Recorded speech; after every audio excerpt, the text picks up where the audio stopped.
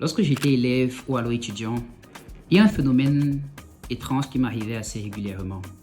Lorsque je pensais à mes cours, j'avais l'impression de comprendre beaucoup de choses. J'avais l'impression en tout cas de maîtriser la plupart des sujets. J'étais en mode, s'il y a examen surprise demain, je suis certain que je peux composer et avoir une grande moyenne. Sauf qu'à chaque fois que je commençais à étudier, à chaque fois que je commençais à réviser, à chaque fois que je commençais à traiter des exercices, je me rendais compte qu'en réalité, je ne connaissais pas autant que je le croyais.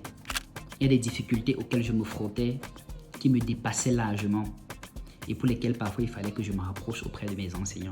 Et après m'être rapproché auprès d'eux, j'avais encore plus de questionnements parce que j'avais encore d'autres exercices qu'il fallait que j'aille fouiller. J'ai eu exactement la même sensation lorsque je me suis lancé dans le monde professionnel. Quand je me lève généralement le matin et que je pense globalement à ma to-do list, je me dis, Dylan, il n'y a pas trop grand chose à faire, c'est pas beaucoup.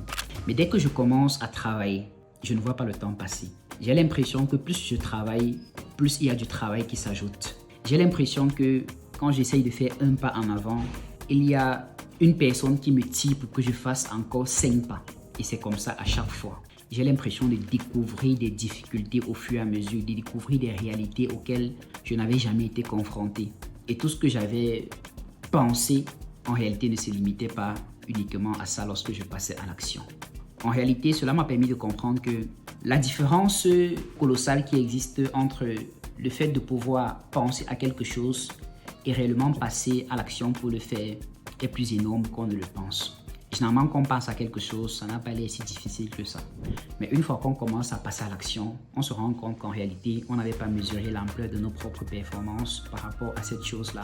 Et surtout, on ne comprenait pas la complexité des difficultés auxquelles on allait être confronté et les opportunités qui pourraient se cacher derrière ces difficultés. C'est en passant à l'action donc que j'ai compris cela.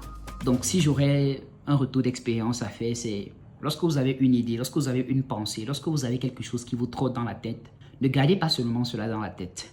Passez à l'action, essayez de le faire, essayez de pouvoir mettre cela en pratique.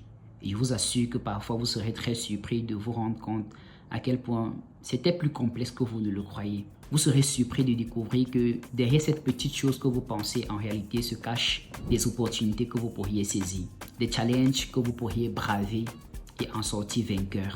Certainement, vous allez parfois commettre des échecs, mais je suis sûr aussi que si vous êtes quelqu'un de résilient, qui sait s'adapter, qui sait apprendre de ses erreurs, vous aurez toujours l'opportunité de pouvoir aller de l'avant et de saisir des opportunités. C'était la petite réflexion que j'avais un peu en vrac dans ma tête et que je voulais partager. J'espère que le contenu vous aura intéressé. Si c'est le cas, n'hésitez pas à le dire en commentaire et on se dit à très bientôt pour un autre contenu. Ciao!